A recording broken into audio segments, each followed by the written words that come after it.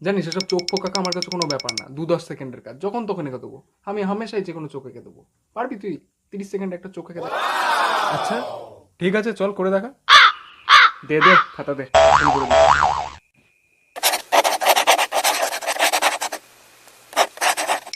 এনে তো চোখ রেডি, এই দেখ। কি এঁকেছিস ভাই এটা? কি এটা? ওর মতো ভুল আপনারা করবেন না। চোখ আঁকার সঠিক প্রসেসটা আমি শেয়ার করছি। 30 সেকেন্ড কেন, 10 সেকেন্ডেও আপনি চোখ আঁকতে পারবেন। পাতার শেপ করার পর